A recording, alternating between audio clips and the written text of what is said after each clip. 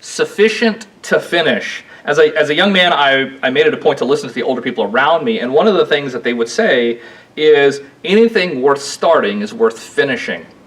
And now, in our lives, that would stop us from starting things that aren't worthy to be finished.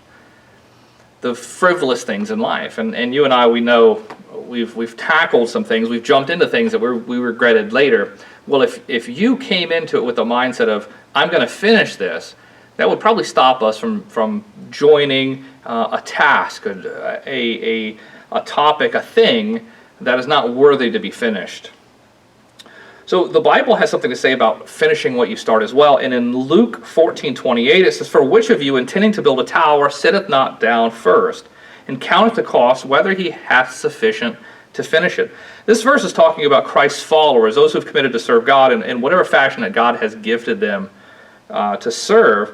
And there was a reason to build this tower, maybe for defense, maybe for an attack, but there was a purpose and there was a validity to building this tower. But there was also a purpose, there was also a point to sitting down and seeing if you had the money to finish. The Bible goes on to say later on, a couple verses down, that if you didn't finish building this tower, the people in the city would mock you because you didn't finish what you started. The work of God, it is worthy of your time and effort.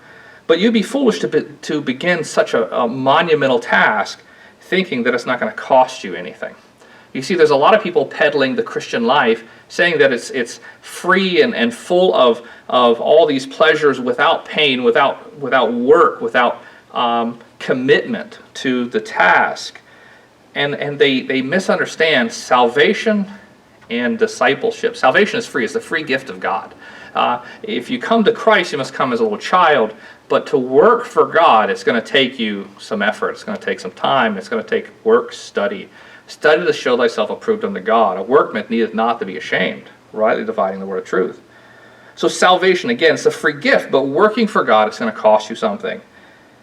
And I believe that the work of God, it is worthy of your time, it's worthy of your effort, it's worthy of your life, it's worthy of my life.